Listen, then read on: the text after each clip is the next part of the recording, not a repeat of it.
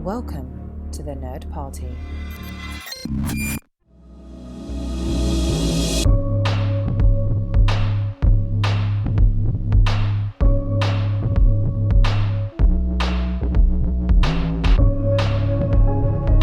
Welcome back to Houselights, our director discussion show here on the Nerd Party Network.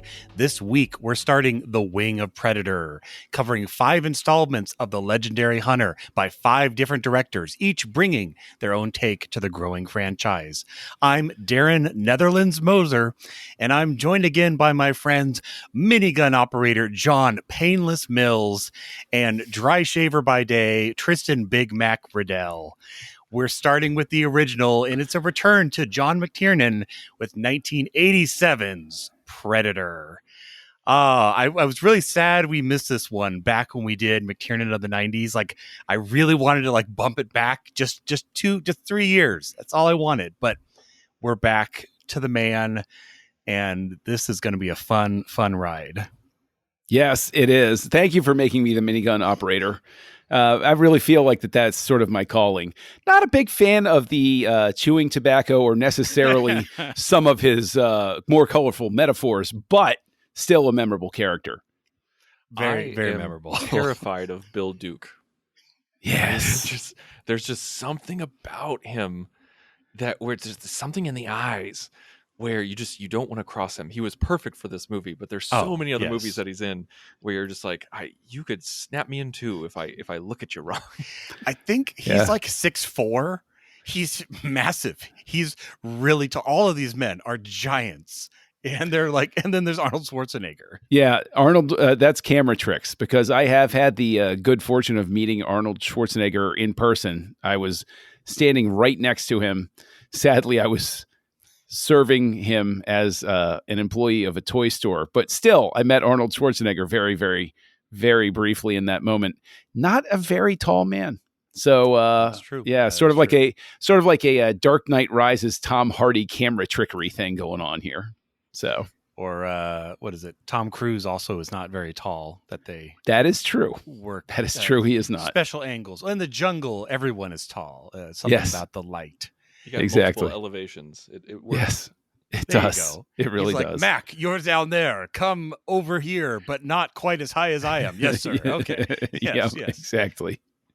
Yeah. Okay. So normally we start with where we were when we first remember watching this. I know I cannot remember. This is one of those movies I've watched so many times.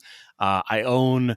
It's, even though it's DVD, the 20th Century Fox special edition. I love this disc. I've watched it many times. So Predator is one of those movies that it feels like it's always been there, especially for my generation. It's been just around, and I'm really excited about this wing, about us covering a lot of different takes on it. I'm sure we'll be going up and down and side to side, but starting with this first one, I mean, this was, I think, this was June 87, summer movie coming out and just roaring. So Tristan, I'll toss to you. Do you remember where you were in 87? No, I'm just kidding. When you saw this, or is this also one of those, has it been around forever? Is this a Riddell family favorite? I must know, Tristan. This was not a Riddell family favorite. This was not surprising. Not one that my dad rotated in at all. It's R. It's very R. So yeah, I mean, I think I remember my dad watching Predator 2 more than Predator 1, which may surprise some people. My respect meter for your dad just shot right through the roof, Tristan. Wait. Yeah. Let's leave that till next week, Tristan. You can't go ahead. That's a tease. That's a tease. That's a little tease. That's a little tease for next week. No, Darren, I'm kind of like you, where this movie was just ever present. I don't think I have a memory of sitting down with my dad or whomever else going, let's watch Predator. I think it was just one of those situations where it was always on AMC or TNT or TBS or something like that. And it was probably one of those movies that was just on in the background. And then every once in a while I would catch a scene. I think of course there's so many things that have become iconic from it. Oh, definitely. that it's become a part of our culture, a part of our pop culture and zeitgeist and everything like that. And one of my favorite things, I should say, references to this movie is, do you guys watch Arrested Development at all? Of course. Yes. Like, Carl Weathers is in it. Yep. And he plays Carl Weathers, like he plays a version of himself.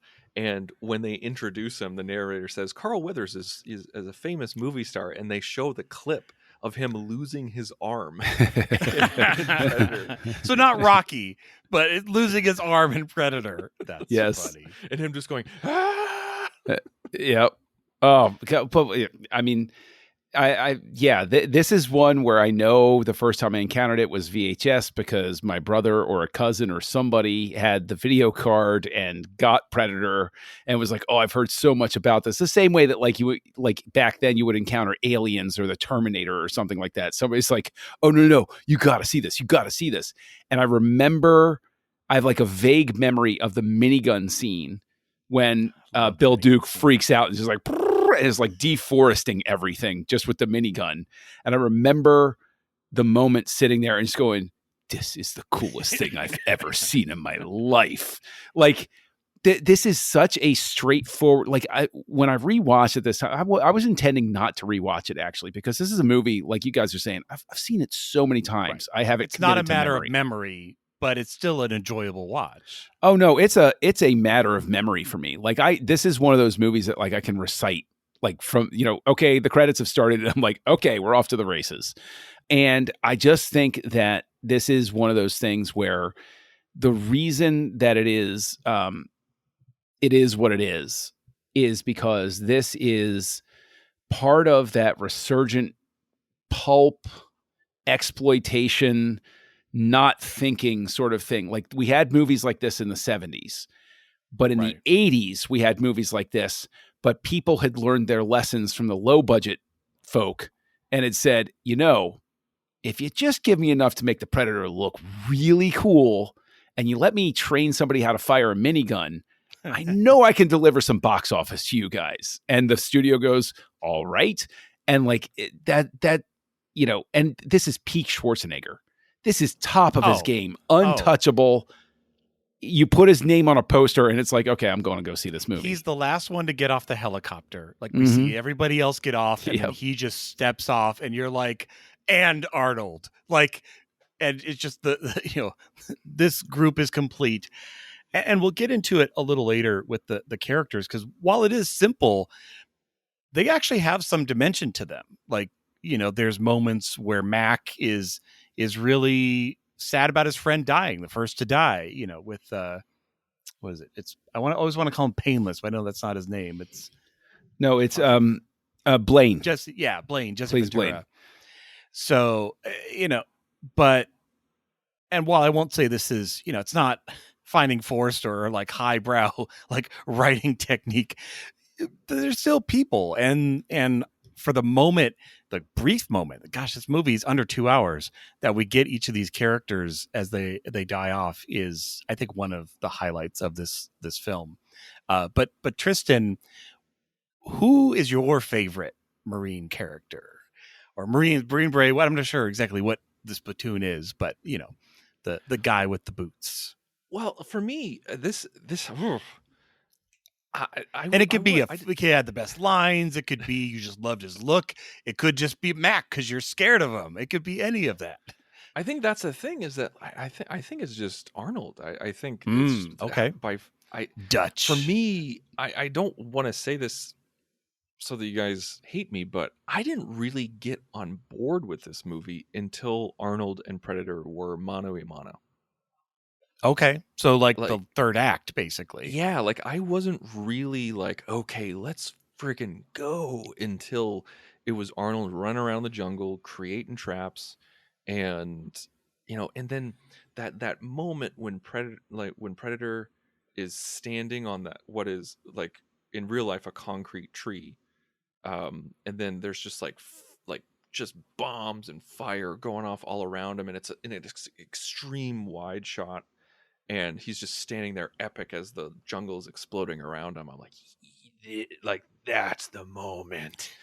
And then like then you see Arnold and he's like covered in mud and he just lights a torch and he just screams in the jungle. Yeah. Oh, his You know, bellow is so iconic. like those moments. I Okay. everything else. I'm not saying everything else was bad. Having a favorite as the third act isn't bad. I mean, it's a solid act.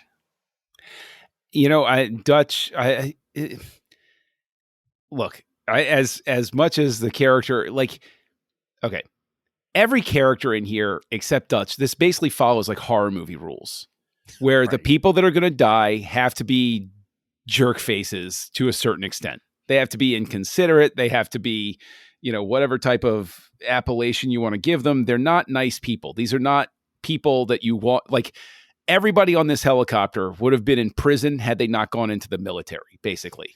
And it's like, it's like A Few Good Men. These are the guys where it's like, I'm going to go put them over here to do things because otherwise they're going to be killing people over here that I don't want them to kill. And so I love, just for the fact that he gets such a great line, a great moment. I love, and the close second is Blaine, but I love Mac. I love Bill Duke as Mac because I remember the first time seeing it, falling in love with Mac. Just like, yeah, all rooted in anytime, like that sort of thing.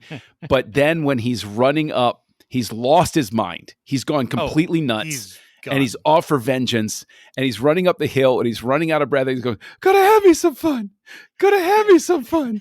Like that. That's such a beautifully constructed and acted moment because it felt like Bill Duke actually lost his breath, and like they just kept the cameras going just to torture him. But I know say it once, but he says it twice because he's out of breath. He's like, "Gotta have me some fun." Like that felt so authentic. And then like when he grabs Carl Weathers when he's like hiding.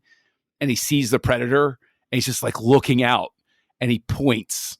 And it's like, I love Mac so much. The only reason I love Blaine is because of that moment where he says he's dug in there like an Alabama tick, because I've used that line my whole life ever since encountering it. But Mac, I got time to bleed. Like he's got so many good one-liners. I love how the that. response always like, okay. Yeah, right. This will make you a sexual tyrannus. It's like, okay, sure. I'm not going to argue with you. But that's what I'm saying. Like Blaine is the type of guy where if he was not doing these missions, he would be in prison somewhere for like killing multiple people in a bar. They're practically the Suicide Squad where you pull them out of prison to do this mission. That is a great way to put it. Yes. But they don't actually act like they're expendable. They obviously, right. They've been on the top of their game until this mission. No, but the thing is, the script, while it's not, I don't think that this is an award-winning script. Watch me flip to Wikipedia and eat my words or something. I don't think this is an award-winning script. I definitely think the direction is what elevates this. Yeah. I think this is McTiernan knowing how to put this together. But there are really lovely little marks where you get Arnold saying things like, why did you turn down that mission? Is like, because we're not he basically says we don't do assassinations. You find out that he's the moral compass of the group. So it's like, again, it's horror movie rules. That's how you know he's going to make it to the end. He's the actual good person in this group. Well, and I remember when we talked about McTiernan before, where we said repeatedly in many of his movies, he was best at getting these performances out of the cast, like getting these little moments. And this one, he's like firing in all cylinders because every character, I only remember like their nicknames, like Billy, like, oh, that's right, it's Billy, and Mac and Dylan and Dutch and like one syllable name. Everyone's got a one syllable name basically, but they all have these little moments where, and it's so funny because in the helicopter, I almost feel we don't even need the helicopter. The helicopter's like trying to create those moments, but it feels really forced. Once they're in the jungle just doing their thing, we get the same kind of interaction in a much better way. Once they have they find the helicopter and they're all like pulling themselves up the rope when they get to the enemy compound and they're circling around doing all their, military things. Those are the moments they're shining, that I can tell what kind of people these are. The weird kind of script pieces in the helicopter, I could personally do without. They're not terrible. They just don't. We do the same thing but better showing. That's telling. We're being told a lot in the helicopter, but we're shown once we hit the jungle. I think that's fair. I do. I think that's completely fair. I agree, because we get moments just like the helicopter interaction moments again in the jungle that act as a reinforcement, but they play a lot better because they're in the midst of this high tension situation. I think it's a great point, Darren. And I think that the other thing that I enjoy about the way that the script is put together, because again, it's very bare bones. It's a very straightforward type of script, but it's very rooted in that American military fighting man is good person. CIA white is hat, bad black hat, very straightforward. It's Rambo, First Blood Part 2 again. Yeah. Where, even the general at the beginning who's like, sorry, I had to pull you into this one last mission, Dutch. Like, I feel like I'm watching Rambo in this moment. Right. And the thing is, that's a very audience pleasing sort of thing. That idea of, I wanted to leave you out of it, but you're so good, I had to pull you back in. That's great shorthand. I love it. Carl Weathers has to deliver that super 1980s cheesy line. Someone made the mistake of telling me you were the best. Oh, what are you, Dylan? Oh, cheesy. That is hot Velveeta on a cracker. Oh, I love that line so much.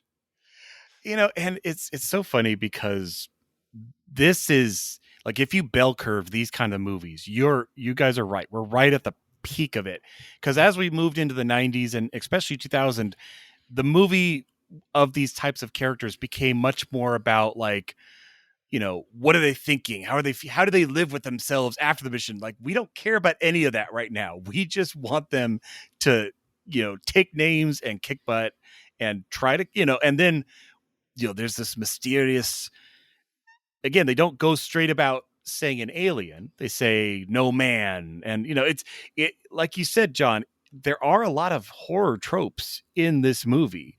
It's definitely got a foot firm in action. But Tristan, what do you think of the horror aspects of this, from the final guy / girl to even like the first to die as they all get picked off one by one? I've never really thought of the Predator as like akin to Jason or some other, evil villain, but does it track? Does it track? I think it does track, because, we're comparing it to Rambo, but if you think about it, like picking them off one by one, if the movie was from Predator's perspective, it would be more like Rambo, where you're kind of along for the ride with Rambo, where he's taking people off one by one using his ingenuity.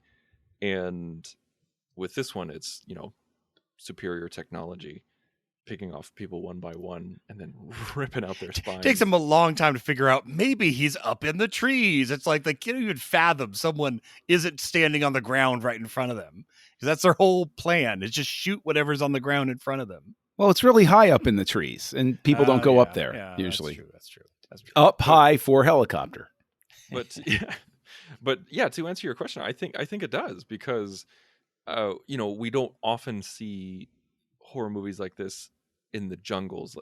It's mainly like, we'll have something like Cabin in the Woods, or we'll have Evil Dead, where it's in the forest, but there's usually like a main station, like there's like a house, right. There's a base place of operations. Thank you, that's the word I was looking for. There was a base of operations that they can go to and congregate and talk, but in this one they're all moving around constantly, and it's true. There's no like, oh, I recognize that special tree, and now I know where they are. I never know where they are. They're just moving through the jungle this entire time. But I think because it's mysterious, they don't know who it is, they don't know where it is, but they're all just dying left and right. Like, it's that question of who's going to die next, which is very typical of Scream and Jason and Freddy and everything like that. And you additionally have how horrible can the murder get? I Right. mean, that's a staple of the 80s horror movie too, where it's like, okay, each one, it gets progressively worse how disgusting the kill is. And I think that it's Also, I no, Billy Billy. dying was so friggin' stupid.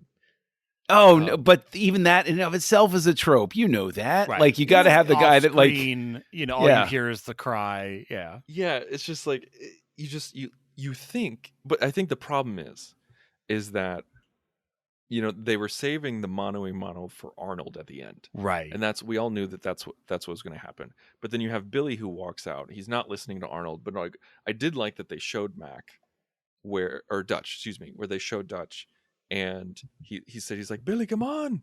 And he looks at him just for like max a second and a half, and then he's like, "Nope, he's gone." And he keeps running away. He doesn't Right. He doesn't try to convince Billy's not here anymore. Please leave a message after the beep. I did appreciate that, but then the whole like, I'm gonna cut myself and like, here I am. But then we don't even see like a fight. It's just boom. But see, I like the fact that they didn't show a fight with Billy, specifically because there was no way to make me happy with whatever they showed. Because right now it's in my head. Had Billy, who I'd seen display the best skill set of anybody on this crew, did he put up a good fight before he died?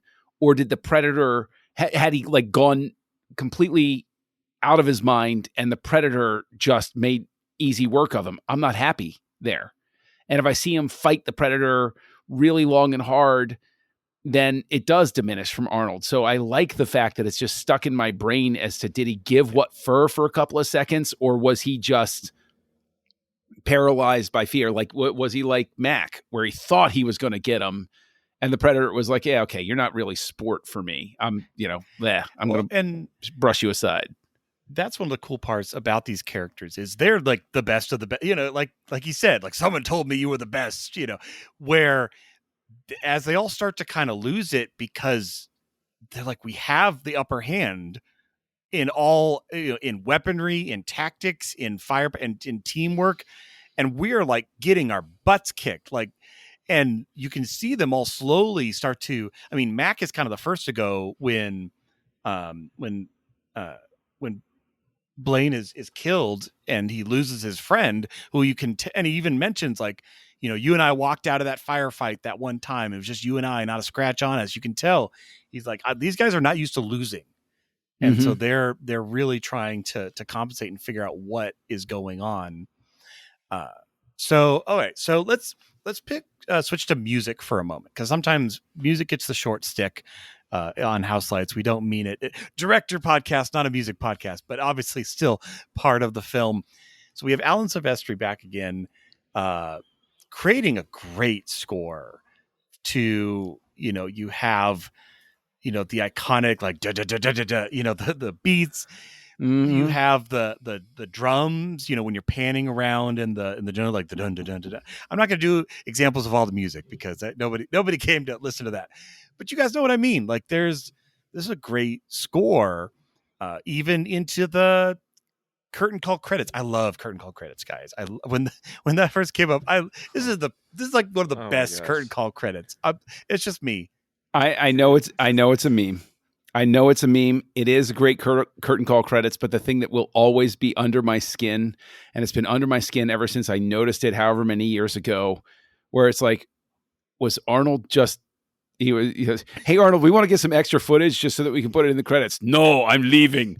Okay, like he's the only one that didn't shoot something extra for the credits. And these are like, I call them like Full House credits because they're, it's the whole pose like, hey, everybody. It screams 80s sitcom. And it does. Oh my God. And I love it. I know Tristan doesn't, but no. I love it because it's such it's such a whirlwind of a movie where, I mean, even to this day, I have to like reread the credits to be like, Blaine, right? Because Tristan, you remember him as Poncho because he's put in his poncho after the Predator blows his chest out. Right. I made that mistake. Yeah. But like, so like it's easy to get that mixed up. And it's like, it's nice to see a reminder. It's like, oh, right. Bill Duke played Mac. Right. Okay. Got it. So with the music, John, is this like a very atmospheric score? Is it really just making you feel like you're in the jungle? Or because there's only a couple of musical cues that if I were to hear out in the world, like someone's playing on the radio, not that they play this score, but if I heard them, I'd be like, oh, Predator. But there's many that are just there. How does that come across to you? I think you said it really well. I think Silvestri made a great theme, and then the rest of it, he was. I don't feel that he taxed himself greatly. Like if I listen Probably to not. if I listen to a score from Back to the Future, like he's having a lot of fun. He's putting something together. I could listen to that score all the time. Predator, I'll listen to the opening, the theme. I don't know that I'm sticking around for the entire album, although I know this got a special album release late in later years. There was like it was what was it? It was it was some limited edition by Entrada Records, I think, or something like that. But yeah, when I think of Predator, I don't think of but the score. Oh, right. I definitely remember. I remember the theme song though. Like it. That is the one that like you walk away with. So I think Silvestri did exactly what he needed to do, which was create a memorable theme and the necessary tension music for later, and then we're done. And he probably collected a good enough paycheck that he was, it's like, let's go on vacation this year, fam. All right. Predator's paying for this one. No, not there. No. Now, so Tristan, with all these characters, and we haven't talked about Anna, the which is not the final girl because she lives through the entire movie. She does not die because she is unarmed. Do you feel this movie needed Anna? Does she add some? Is it like the second half of Dutch's character of like needing someone to save some innocent to get out? Or do you think it was enough just having all these guys, like him trying to get his team out was enough? You could excise her and not a single thing would be lost. That is true. I think she's, I think it was very common in 80s movies and even 90s action films where they would just throw in a woman just to throw her in, and she needed rescuing, or she was just along for the ride, or she was a pretty face, or sometimes she would throw in some exposition, or it just she checks all those things you just said. It's true. You're absolutely right. I think that it is more a matter of I'm not going to say it's the studio because I don't know how the script came together, but it's like either the script writer or the studio or somebody was sitting there where it was like, okay, but we need a woman somewhere in the movie, right?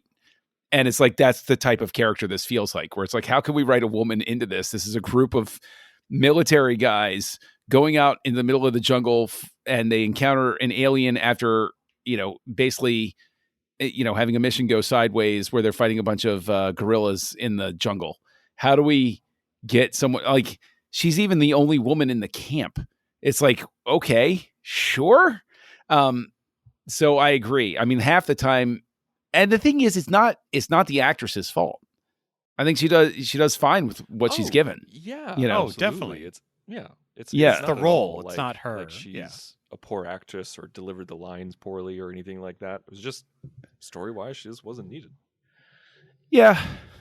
No, I want to ask you guys a question because, my favorite part, as we talked about, was when Arnie went mano a mano with Predator towards the end in the third act. And that was the original pitch for the movie, and that was the original script of the movie. It was just Arnold and Predator. That was the movie. But then they gave the script to Schwarzenegger, and he's like, I really like this concept, but it needs to be a commando team, and it winds up with me at the end. That was Arnold's idea, and so they rewrote the script, and got more people involved because that's what he wanted. And back in '87, that is what you did when Schwarzenegger said he wanted something. Exactly. So I want to ask you guys, what do you think about that? Like, would you still like the movie as much as you do, or do you think it would be lacking a lot because you like the camaraderie so much? I mean, yeah, personally, I love it as a team movie. I think it builds so much fear of the predator because we don't see him so little, and him knocking people off establishes him. It's a lot of showing and not telling of why this is a worthy adversary. So by the time we get to the third act, we get to the Arnold fight, we're like, and Arnold gets like the slimmest of edges, realizing that he can't see him when he's in the mud. But that's like the only thing he has going for him, plus like tactics. So I think it with the first two acts of the movie, they really set up. Honestly, I feel I would probably get bored if it was just him and Arnold sneaking around the jungle for 2 hours. Like, I've seen that before. And plus these are great characters. They're fun. They're memorable. They got great quotes. They, die in interesting ways.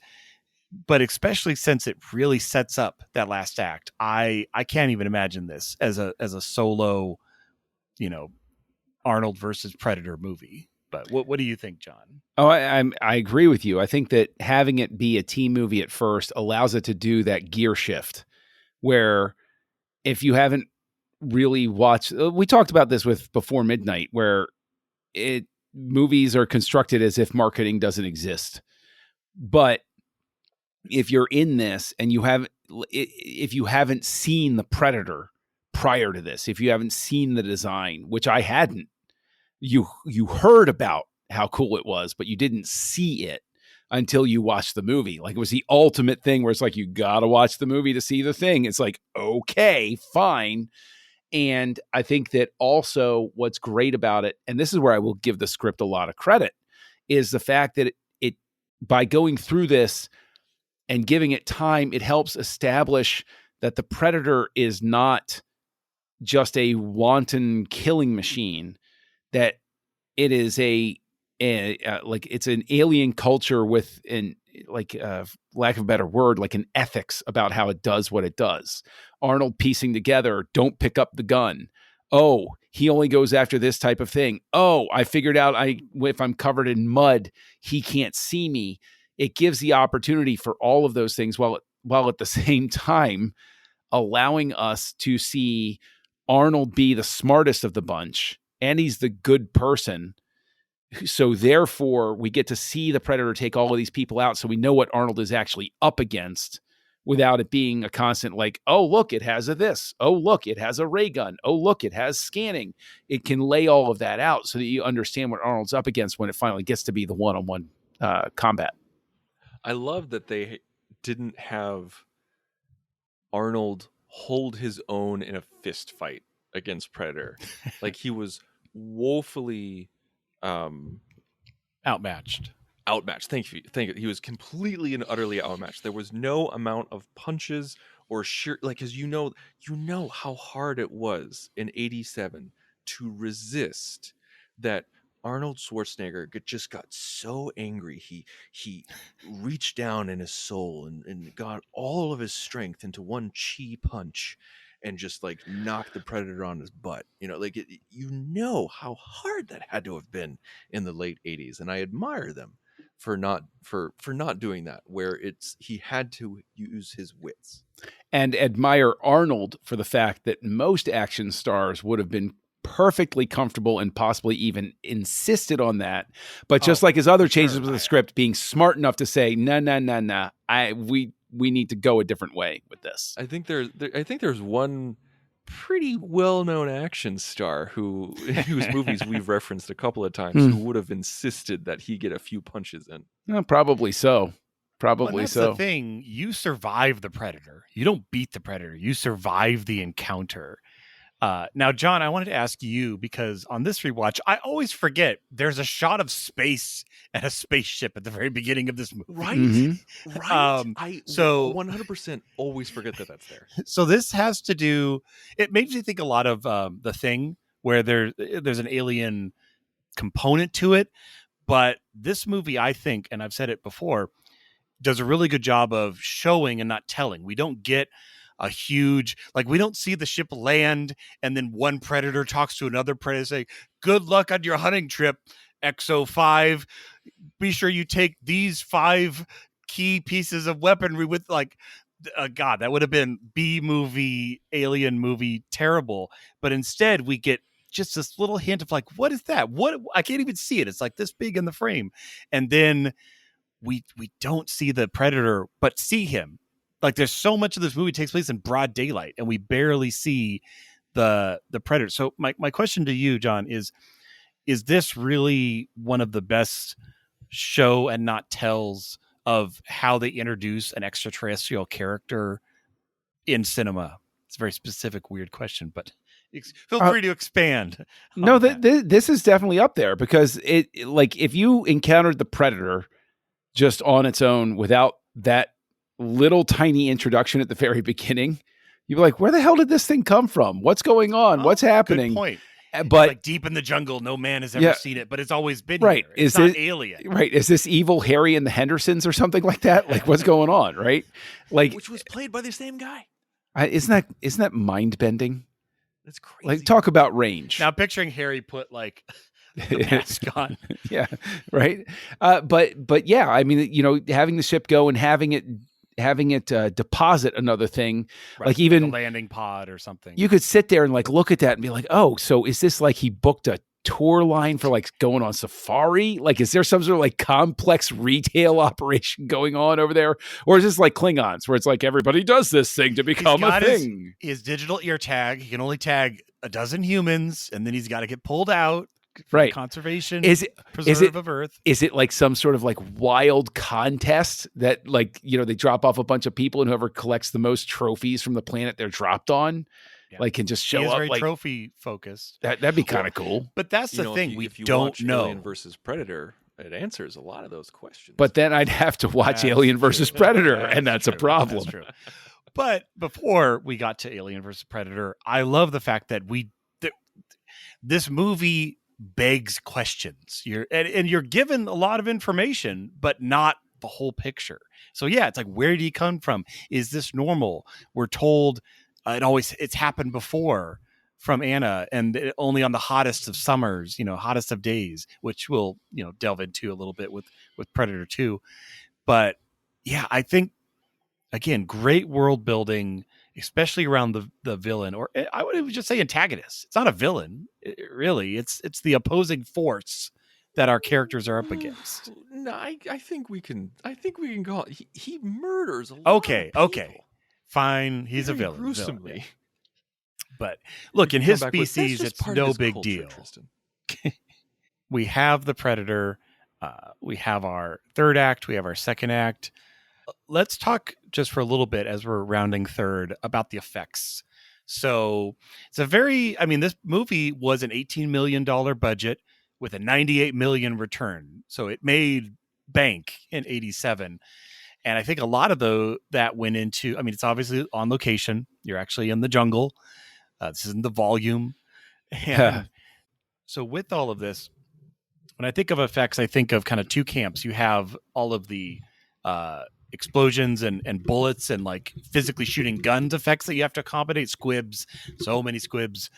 But with the Predator themselves, you have, again, that kind of fractal cloak of invisibility around him, the glowing eyes.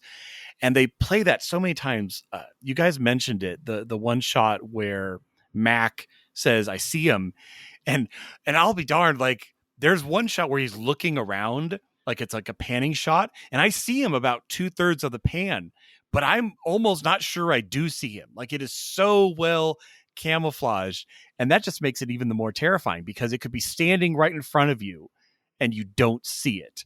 And that is the most intense part of the predatorness. But what do you think of that aspect, Tristan? Well, I think the special effects really make this movie. It's the camouflage. I mixed the camouflage. Yeah, and camouflage. Yeah. Don't go to that jungle. King Arthur's court didn't stand a chance against this thing. Oh my God, I would watch that movie. Yeah, so would I. I just realized as I said it, I'm trying to will it into existence right now. Yeah. Okay. Fair enough. Ye Predator. Darren. There you go. All right. Come on. Hulu. We're here for you. Okay. Come on now. Man, I hope I dream about that today. No, yeah, the camouflage effects, the way that they did it, where they shot a dude in a red suit, and then they chromaed it out, and then they shot it again. I'm sorry, like they shot it once with the suit, and then they shot it again without him as a base plate, but with a wider angle lens, and then that gives it that kind of bold effect, and then of course they added more Because stuff we'd to never it. seen that type of like effect before. Like I can't recall. and Like it was really very well unique. done, and the way that they did it, the uniqueness of it, and also Stan Winston coming in and Oh, creating the mandible effect. Apparently, that was Jim Cameron's idea, and like Good kind of old like a Jim. dreadlock silhouette. Just like there's so much about it that was just so cool because this, even though he only has 8 minutes of screen time, the visual impressiveness of the Predator really solidifies this movie in our, kind of in the pantheon of movies. And I think, as so many people know, Jean-Claude Van Damme was the original Predator. They wanted a martial artist in this weird, almost like a bug kind of suit, but Yeah, I've he seen just shots of that. It is definitely a different direction than what we it's got. yeah.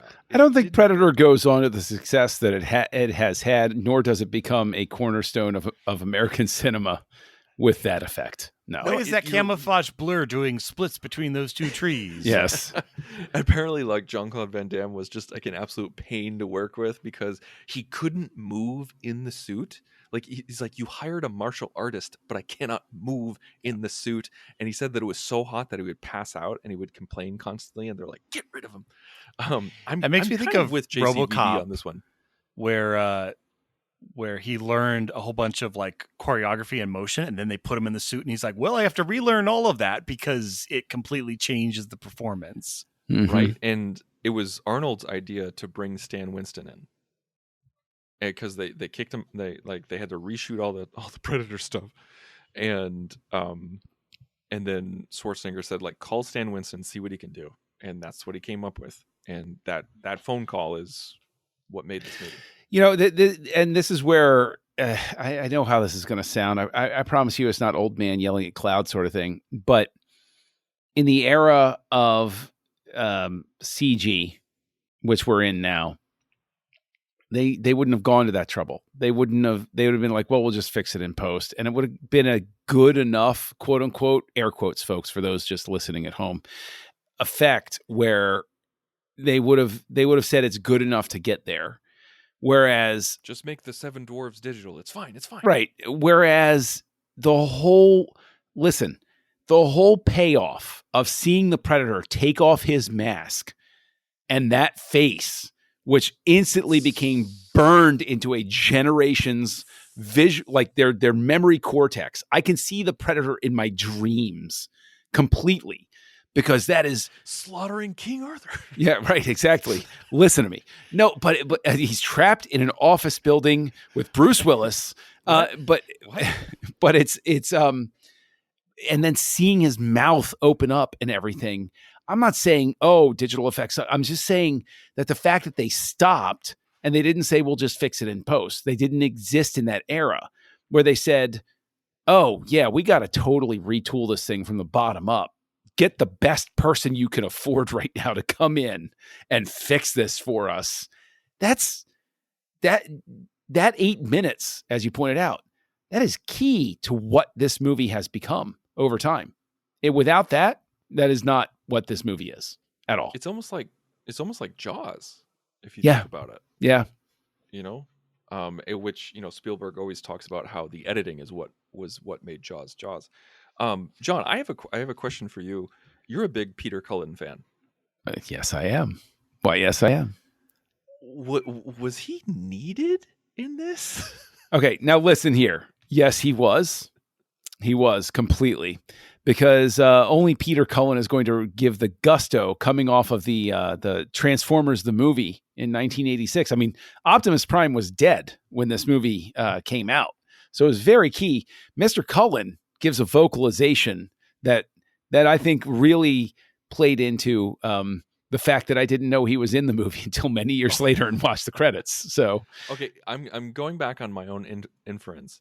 where because apparently I forgot that it was Cullen's idea to do like the Predator sound effect. Mm-hmm. Like Yeah. like that was his idea. So I mean that in itself. Now I don't think he made that sound. I think I listen, him being a collaborator and knowing what sounds good vocally, I think even if his voice never appears in the movie, which it does, but like even if his voice were never to appear in the movie, I would want somebody like Peter Cullen sitting next to me when I'm putting the sound together for the Predator to be like, no, trust me, I know what works on here. Like that. Yeah. That's just like having Stan Winston come in and reconfigure the Predator look and effects and everything.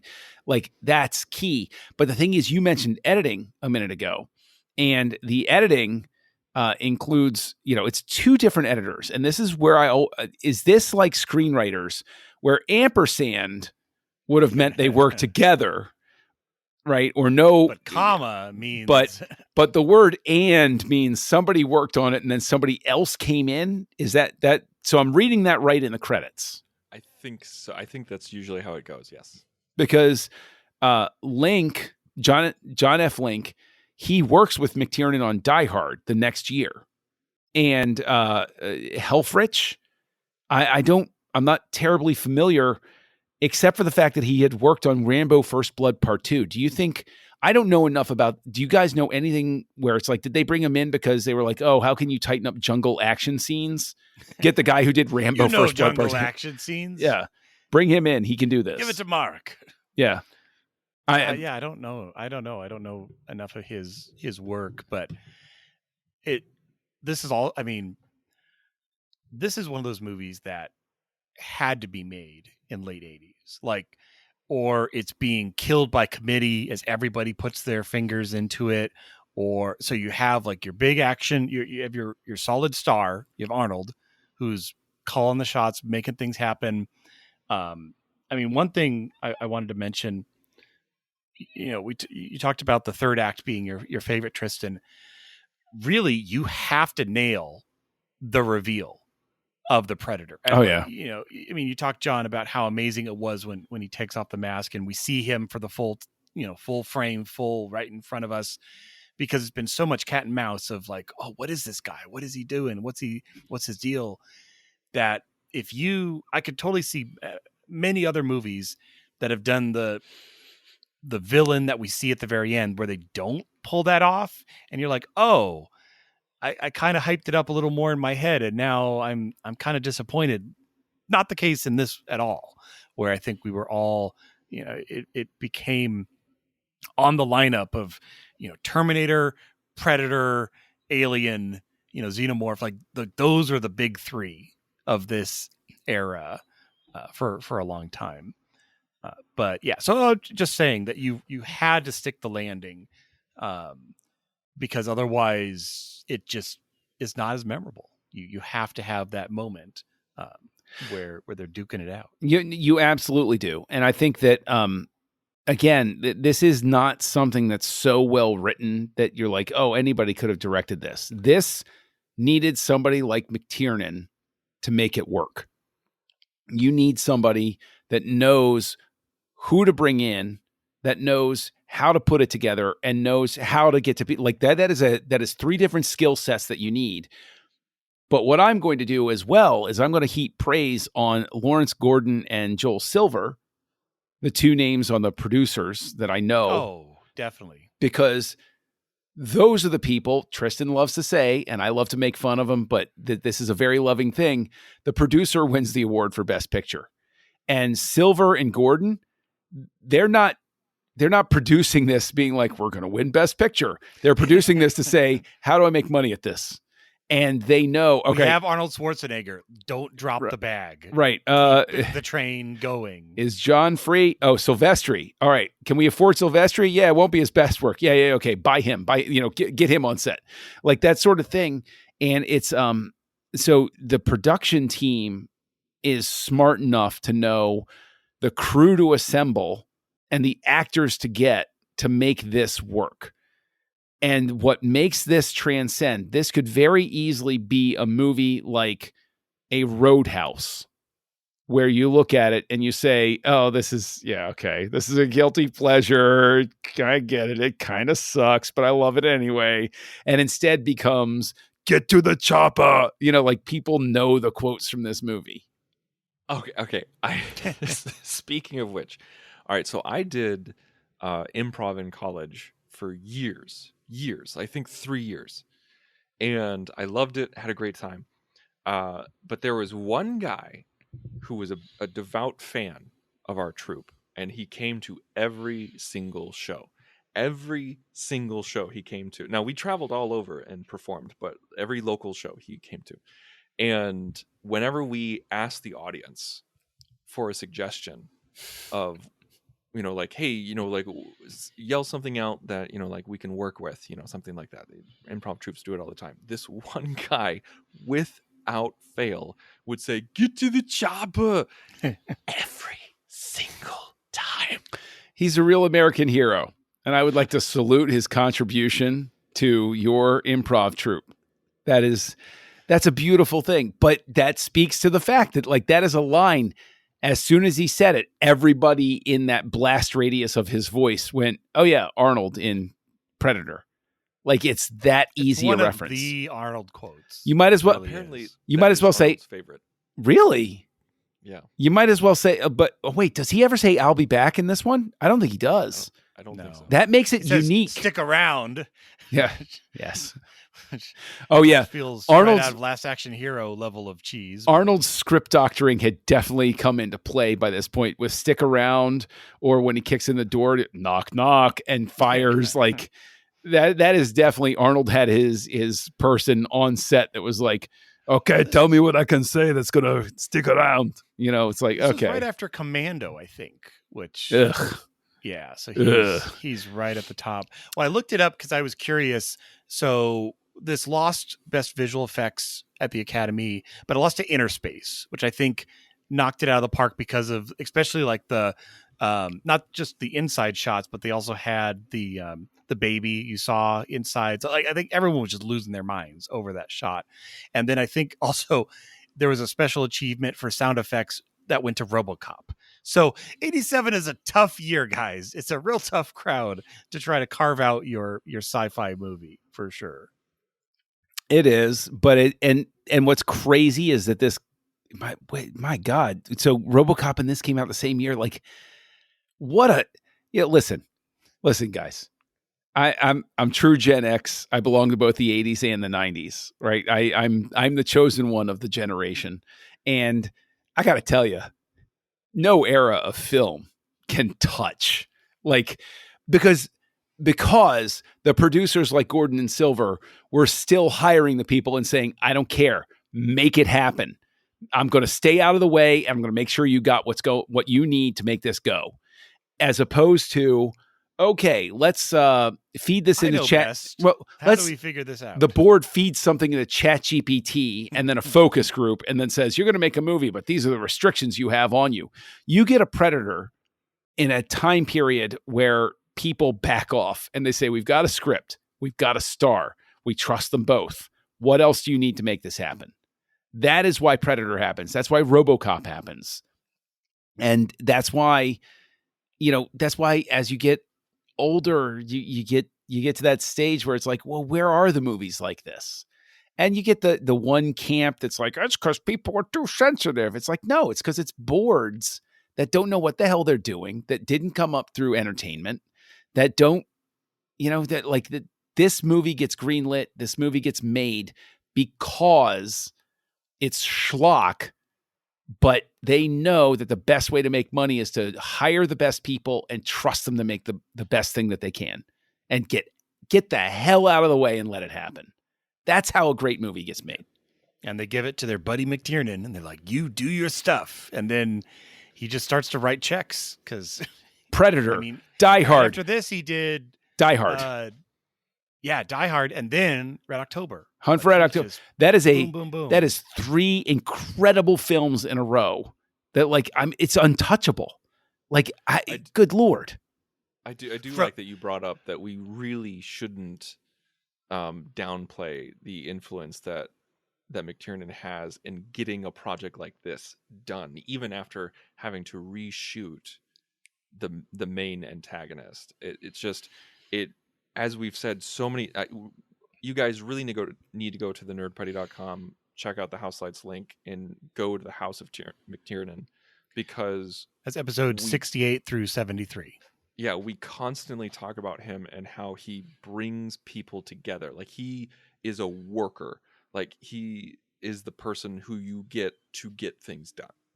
This is exactly what he did. You're shooting in a jungle with special effects and, like, people who don't want to be there, and, like, too many extras and too many journeymen, and everything like that. And, people getting sick because you're shooting in Mexico. Get McTiernan, because he knows what to do. Mm-hmm. All right. Well, as it is a director's podcast talking about John McTiernan, let's give our ratings for 87's Predator as we go around the campfire. Was there a campfire in this movie? No, there were just a lot of explosions and minions. Mm-hmm.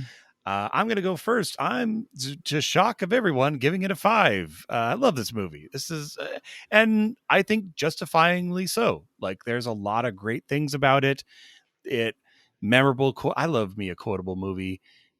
Get to the chopper. Ain't got time to bleed. There's so many great pieces, and through all of that, they construct a lot of really interesting characters. Now, we see them for like 3 days of their life, and it doesn't really go any deeper than that, and then they all die. But that's okay, because it's a summer blockbuster movie, and that's exactly what we want. So I'm giving it 5 movies for the 5 Predator movies we'll be talking about here on Houselights. So, John, what is your rating, and any final thoughts that we may have missed? Well, I want a special shout out to the cinematographer of this film, Donald McAlpine. He has been the director of photography for a number of really memorable films, including Mrs. Doubtfire. But it blows my mind. It bends my brain that he was director of photography for Romeo and Juliet by Baz Luhrmann, The Edge by Lee Tamahori, which is a tiny little gem featuring Alec Baldwin and Anthony Hopkins that shouldn't be missed. It's a delightful little gem of a movie. I mean, like it, and he did Moulin Rouge. Like it's just one of those things where it's like the photography in this. You guys love to talk about, yeah, but I could see what was happening.